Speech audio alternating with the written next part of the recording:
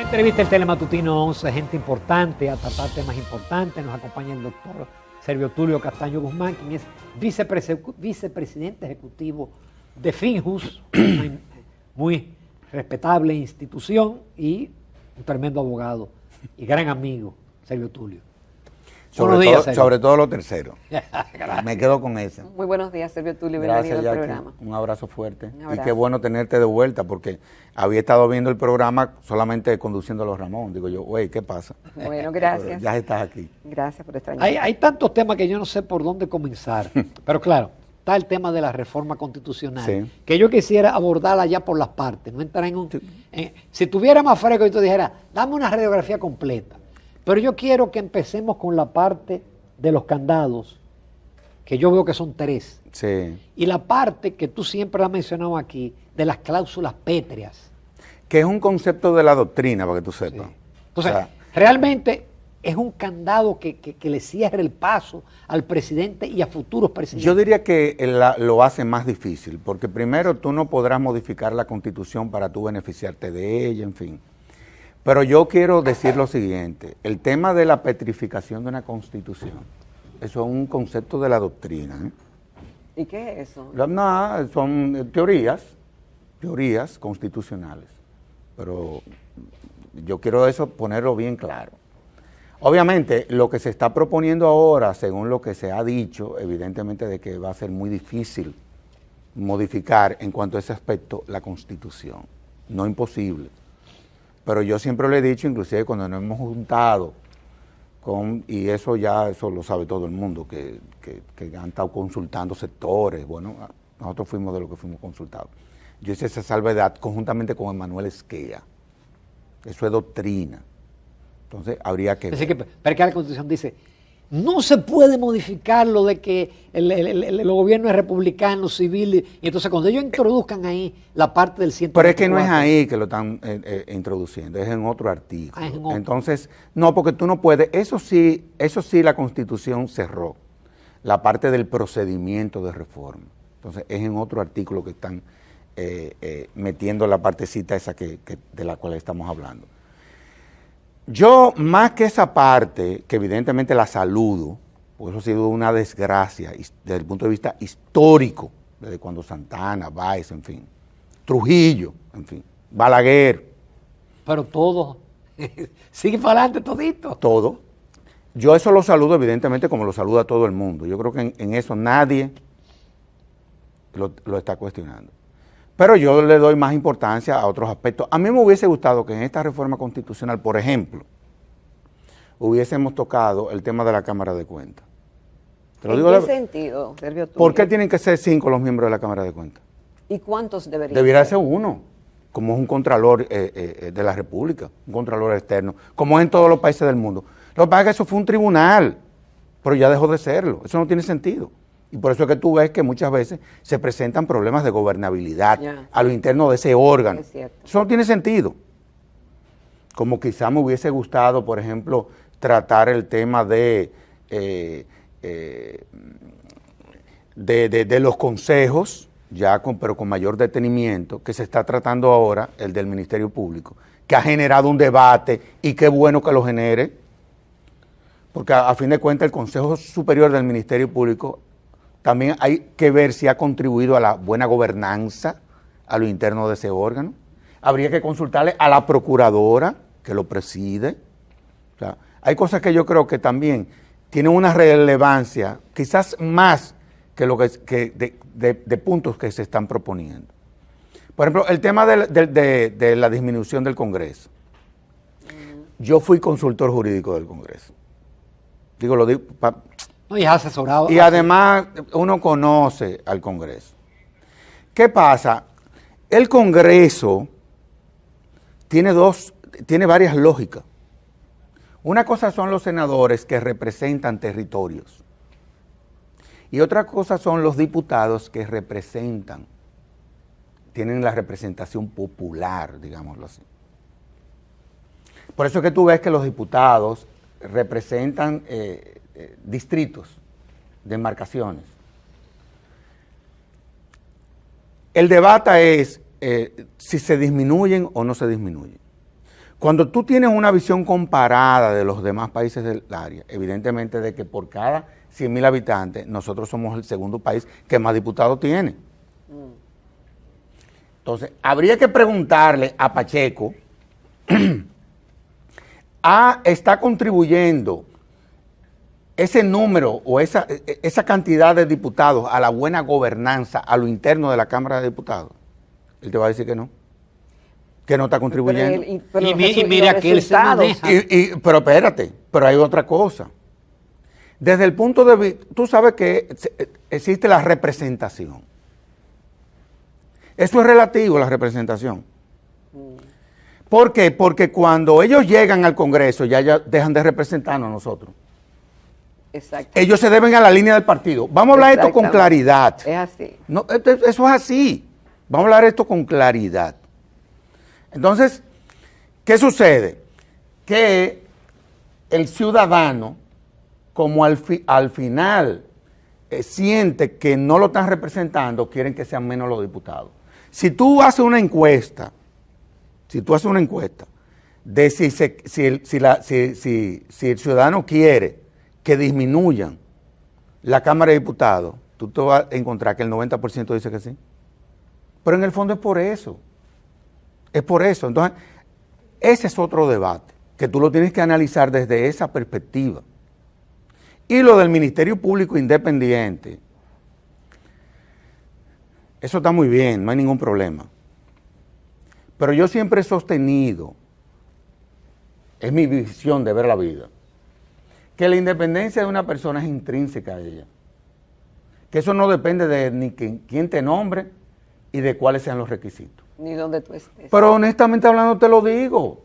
O sea, la independencia es intrínseca de las personas. Ahora, tú quieres sobre la base de lo que ha sido la historia de esa institución, blindarla. Está bien. Y ahora, dentro de las cosas que se están planteando, que tú podrás decir sí, es el tema de la inamovilidad. Pero la inamovilidad no tiene nada que ver con la independencia.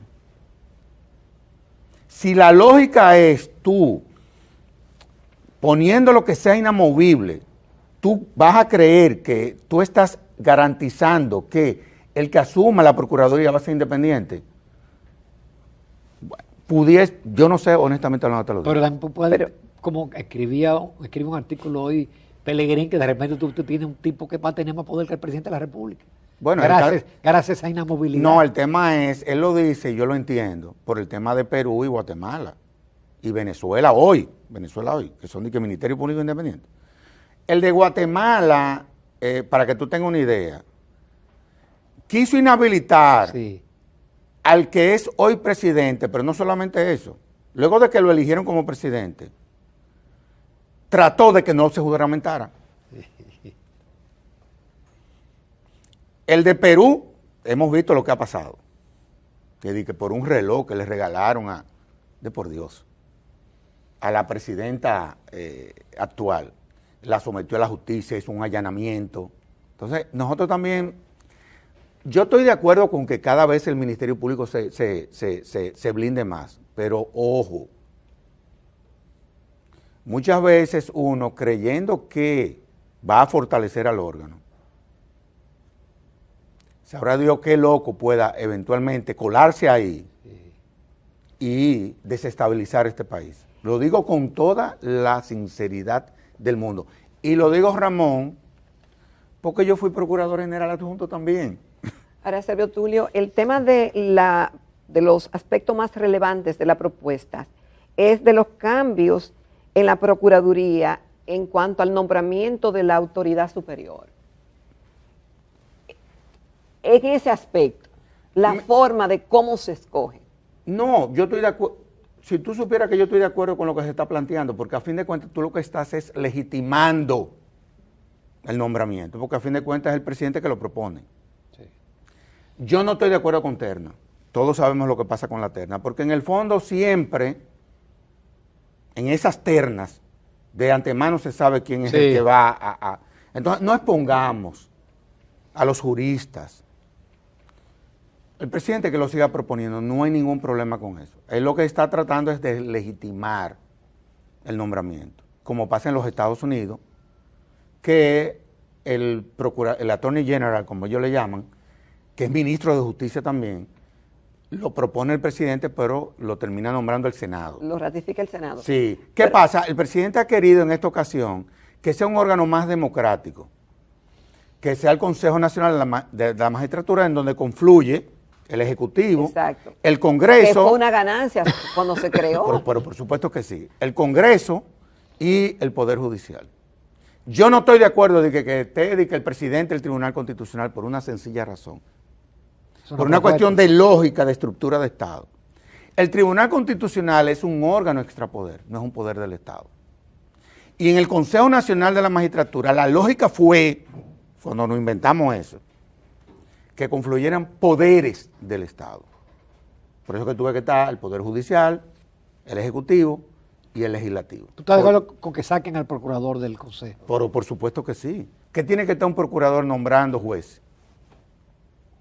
Cuando ese es el órgano de persecución. Eso no tiene ningún sentido. Nunca eso debió de haber pasado. Y en cuanto al nombramiento de los nosotros nos jueces opusimos a eso. Y los ministros de corte. ¿En qué sentido? Bueno, que sí, se está hablando de que tenemos que buscar una forma de hacerlo quizá más legítimo el nombramiento de la autoridad superior. ¿Qué pasaría en el caso de la institucionalidad del nombramiento de los jueces y de los ministros de corte? ¿Se quedaría como está o habría o es sujeto a que hayan algunas modificaciones o escogencias? Yo pienso que eso ha venido funcionando. El tema de los jueces de la Suprema Corte de Justicia, recuérdate, que el 75%, desde la Constitución estoy hablando, tiene que venir de la carrera. Y el 25% en principio de la academia, de la política. Vamos a hablar claro, de la política. Exacto. Pero yo entiendo esa lógica porque a fin de cuentas la justicia es un poder. La gente, a veces queremos como no querer ver la realidad de la génesis de las instituciones que conforman el Estado. Y como poder es parte. Ahora, los jueces de corte no lo nombra el Consejo Nacional de la Magistratura. Los jueces de corte son de carrera, tienen que ser de carrera todo. Y eso es sobre la base de evaluaciones de desempeño, sobre la base del mérito, pero eso es ya el Consejo del Poder Judicial, no el Consejo Nacional de la Magistratura. ¿Los fiscales se irían también de nuevo del Consejo Nacional del Poder del Ministerio Público? No, Público? el procurador, como se está planteando, pero los otros vienen ya, es del Consejo Superior del Ministerio Público. Hay un debate ahora, no se está eliminando el Consejo Superior del Ministerio Público.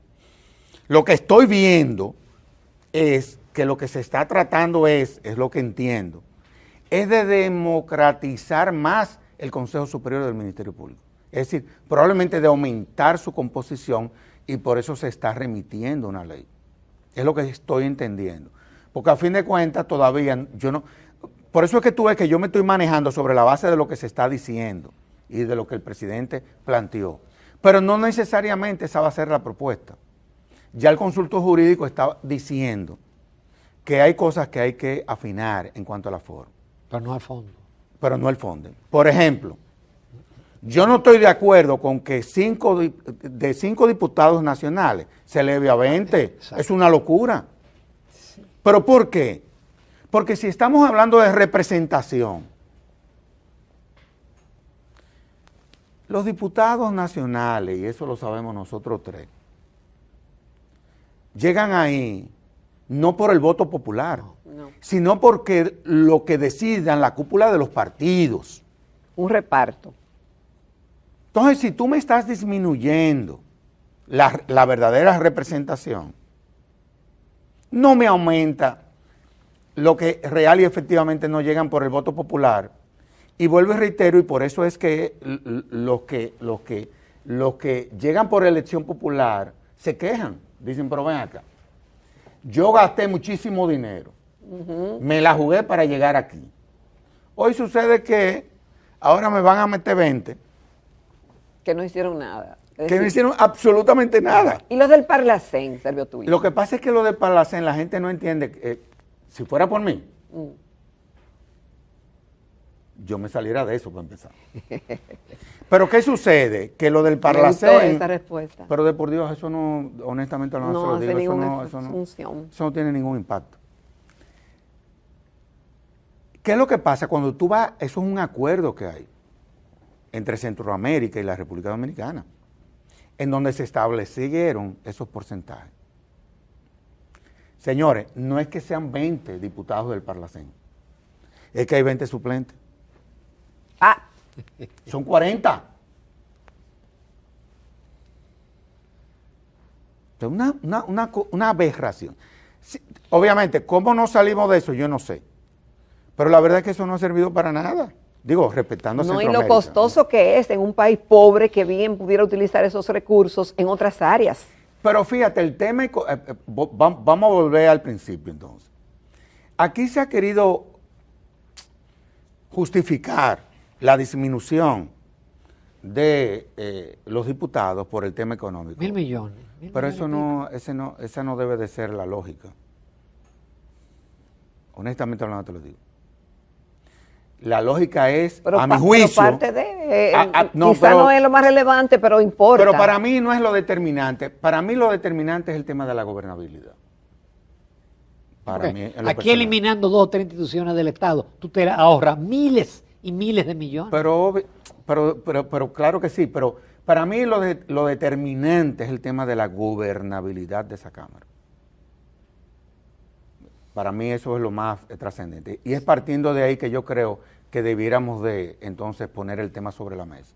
Pero de ahí de que nos vamos a ahorrar en 4 años 1.000 millones, yo no creo que ese debe de ser el discurso. Sergio Tulio, excelente, pero nos vamos a una pausa. Está bien. Nos faltan algunos temas todavía, aparte de la reforma constitucional.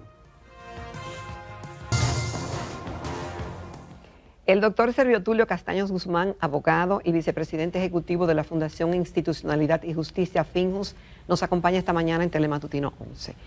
Sergio Tulio, obviamente que duramos años hablando del tema Odebrecht. Se enfrió, después vinieron los casos de corrupción del pasado gobierno, del antepasado gobierno, del PLD, y como que palideció frente a los montos y frente a la importancia que tenía ante la opinión pública en los hechos de corrupción. En el fin de semana, bueno, quedaron, de los encartados quedaron 2.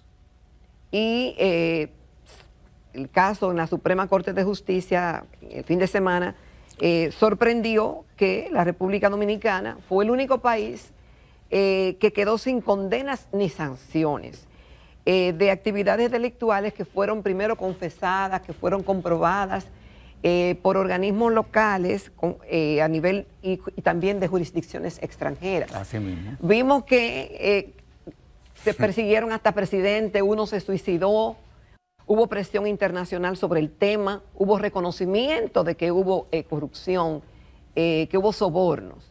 Sin embargo, ahí vemos lo que pasó, están descargados porque no hubo sobornados. Es decir, existió un soborno, pero no existieron los sobornados. Y hemos visto cómo la comunidad jurídica se ha manifestado en el fin de semana y se seguirá manifestando. Entonces, yo he visto muchas opiniones. A tu juicio, ¿qué falló? ¿Qué falló? Falló todo el poder judicial, el órgano persecutor. Es el tema de un expediente mal elaborado, como han dicho algunos. Es un tema de jueces, como han dicho otros. ¿Qué es lo que ha fallado aquí? ¿Y por qué nosotros fuimos el único que no sancionamos a nadie? Y que eso en cierta forma deberá afectar la imagen del país y de la seguridad jurídica para los inversionistas. Yo me alegro de que tú pongas el tema sobre la mesa. Porque yo recuerdo que la actual procuradora, la que tenemos ahora, Miriam Germán, que era la presidente de la segunda sala de la Suprema Corte de Justicia, me refiero a la sala penal, y lo voy a decir con humildad, y yo, nos cayeron arriba, nos dijeron de todo, en las redes, muchos de esos abogados ahora que están opinando, advertimos que los expedientes se instrumentan sobre la base de pruebas, no de teorías. Eso fue lo que dijimos nosotros dos. Ramón, no cayó arriba el país entero. Lo recuerdo. Bueno, ¿por qué? Porque ella, que presidía la sala penal, y nosotros como fundación teníamos que leer ese expediente para poder opinar sobre ese expediente. Para que tú tengas una idea, los delatores fueron a Brasil y sus declaraciones, que eran en portugués, aquí la tradujo una persona que ni siquiera era intérprete judicial. No, pues vamos a poner esto sobre la mesa. Te acusaban sobre lavado de activos. Te condenaron por enriquecimiento ilícito, por una cosa que no era parte de la acusación. Seamos, porque si vamos a hablar como abogado, ¿verdad? Hablemos como abogado. Ese fue un expediente que no había forma. Yo no sé inclusive cómo la Corte de Apelación, que terminó condenando a 2 de los...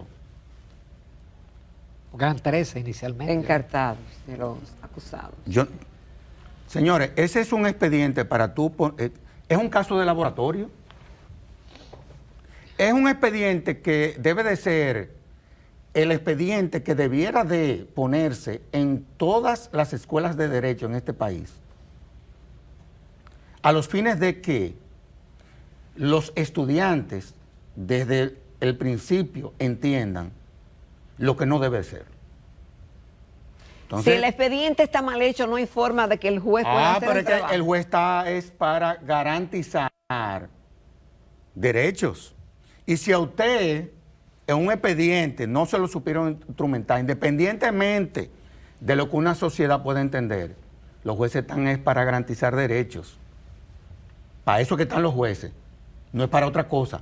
El Ministerio Público evidentemente está para presentar acusación, perseguir. Oye, y no es popular lo que yo estoy diciendo. Por eso es la realidad. Porque no, porque la gente está indignada con la Suprema por el fallo. Pero debieran de indignarse no por el fallo, sino por quienes instrumentaron eso. A eso es que hay que salir a buscar. ¿Quiénes fueron los que prepararon ese expediente? ¿Tú crees que se lo hicieron preparó mal hecho? adrede? Yo no sé, yo no quiero emitir juicio porque son cosas ya... O bueno, o falta de preparación. No quisiera emitir juicio. Lo que sí es que... Mira, cualquier persona, cualquier estudiante de Derecho estudie ese expediente y se va a dar cuenta... ¿Qué te puedo yo decir? Que no se sostenía. Pero, por supuesto que no. Pues mira, Germán, Y déjame decir, pero ven acá. Pero no solamente lo dijo, lo advirtió. Y lo advirtió en un momento en donde había tiempo, porque no se había... Se pudo haber... ¿Para qué? ¿Para rehacerlo? No para hacerlo, pero sí para fortalecerlo. Vino aquí al tribunal algún funcionario de Odebrecht y fue interrogado, te pregunto. Vino. Que yo sepa, no. Que tú sepa, no. Tú sabes que existe la tecnología, ¿verdad? Por supuesto. Tú puedes, inclusive vía virtual. Teleconferencia, etcétera. Se hizo. Oye, lo que tú señalas de que no utilizaron un intérprete judicial para traducir del portugués ya eso, ¿Tú estás entendiendo? te tumba el expediente. Y así tú te encuentras con una serie de cosas ahí. Entonces ahora están acabando con los jueces. Bueno, ese es este país. Ahora, ¿qué pasa también cuando uno... Yo me he dado cuenta que cuando tú tratas de decir las cosas, partiendo de lo que tú entiendes que es verdad, digámoslo así, te cae todo el mundo arriba. Pero la verdad al final... Pero es que salió la verdad. Ahí está. ¿Quién queda mal? Exacto. El país. ¿Quién queda mal? El país ¿Y qué es lo queda que hay que mal. corregir, Servio Tulio? El país queda mal, el país queda mal. ¿Ya? Sergio Tulio, ustedes escribieron yo diría que casi un señalamiento, un recordatorio a los legisladores, porque aparte de que hay una serie de leyes pendientes del 2010, que la reforma lo dice, el proyecto de reforma dice, deberá aprobarse en un plazo tal, etcétera. Pero ustedes se van más lejos y señalan una cantidad de leyes que tienen que ver con reforma de instituciones y son leyes que están pendientes. No, y además... Son tantas, porque yo lo leí anoche y yo dije, pero ese Congreso en 4 años no aprueba ni la mitad. No, mira que lo que pasa, ¿por qué nosotros insistimos en esto? Como ha insistido, por ejemplo, Milton Ray muchísimo. Hablo de Milton Ray porque Milton Ray fue el primer vicepresidente ejecutivo de Finjo. Entonces él siempre va a tener un vínculo con la fundación. Claro, un referente. Siempre. Aparte de que la fundación para él es su niña mimada, literalmente hablando, hasta tal punto que cada vez que a veces yo hago un pronunciamiento que él como que lo pone nervioso, me llama y me dice, mira Sergio, tal cosa. Y está muy pendiente de Finjos. Y lo agradecemos mucho. Tú sabes que con la reforma constitucional, eso la gente a veces no lo ve, nosotros pasamos de un Estado liberal a un Estado social y democrático de derecho. Los estados liberales son los que se fundamentan sobre la base de la representación de la que hablamos. Es decir, nosotros votamos, elegimos nuestros representantes, que son los que hacen las leyes, son los que diseñan la política pública, todas esas cosas. Pero un Estado social y democrático de derecho, ahí aparece otro componente, que es el que tiene que ver con el de la participación de la ciudadanía en los procesos de construcción de la democracia. O sea, hoy la democracia no se concibe sobre la base única y exclusivamente de la representación, sino que está el de la participación de la ciudadanía también en esos procesos. Por eso que tú ves a Finjos, luego del 2010, tan activa en los procesos de diseño de políticas públicas. Pero eso es Finjo, que tiene una estructura. Pero la Constitución diseñó una serie de herramientas que son las que al final de cuentas van a garantizarle a la ciudadanía esa participación. La iniciativa popular legislativa, no tenemos ley. El referéndum, no tenemos ley. El plebiscito, no tenemos ley. Es decir, que nosotros somos, desde el punto de vista del Estado social y democrático de derecho, una democracia a medias. Nosotros no hemos dado ese salto. Y las observaciones que hacemos entonces van en esa dirección. Pero ¿qué sucede? Que tú te encuentras entonces con una serie de leyes, Código Penal. ¿Cómo tú puedes diseñar una política criminal de Estado con un código del siglo XIX? Cuando la modalidad del crimen cambió. Eso es imposible. Por eso que tú ves que el Ministerio Público vive chocando, porque no cuenta con una serie de herramientas que son el producto de la nueva modalidad del crimen. Por ejemplo, la estafa piramidal. Eso no está arreglado aquí. Yo no sé cómo van a condenar a esa gente. A Mantequilla. A Mantequilla y al otro, a Hacho, Jaro, no recuerdo. No sé cómo lo van a condenar, porque eso no está tipificado. No sé cómo lo van a condenar. Entonces, hay 72 tipos penales, fruto de la nueva modalidad del crimen, que no están tipificados. Pero yo te voy a poner una ley que para nosotros es crucial, y yo que me la tuve que aprender de memoria, porque si hay algo de lo que yo me he sentido orgulloso en mi vida fue haber sido miembro de esa comisión, la de Punta Catalina. Si hay algo de lo que yo me siento orgulloso, Y duro que le dieron también. Sí, el tema es que yo, como soy abogado, yo no soy ni electricista, ni empresario, ni economista. Mi posición fue jurídica.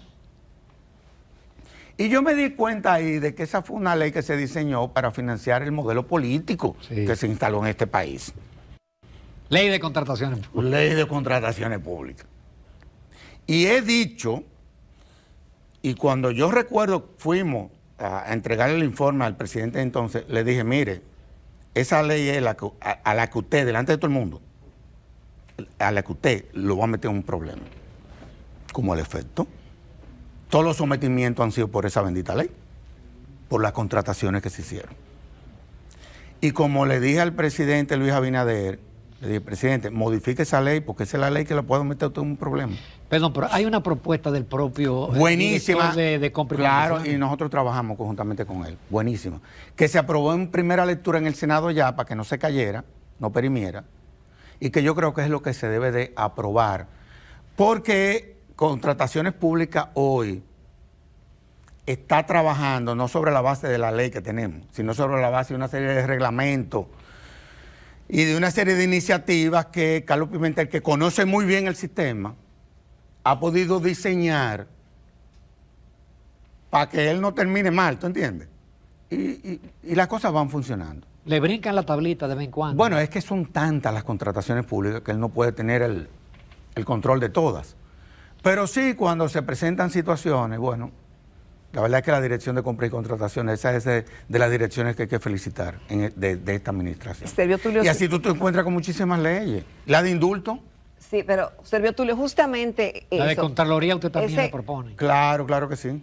Todas esas leyes que están pendientes, incluso muchas que no sé si ustedes la enlistan ahí, que se emanaron, que eran necesarias después de la reforma constitucional del 2010, que están pendientes, más otras, muchas más que ustedes mencionan. Pareciera que el ejercicio legislativo debería concluir con estas leyes y no inventar cosas nuevas si hay tantas cosas pendientes del pasado. Bueno, yo te voy a decir que yo estoy totalmente de acuerdo con lo que tú estás planteando. Nosotros tenemos ya que concentrarnos en lo importante. Por favor. Para área una gran oportunidad. Yo pienso que sí. Porque el presidente tiene una mayoría ahí absoluta. Bueno, y además él está planteando una serie de reformas. Por ejemplo, yo coordino, porque la verdad es que yo no entiendo, honestamente hablando, las cosas que a uno se le pegan. Ahora me han nombrado como coordinador para reformar la ley de la policía.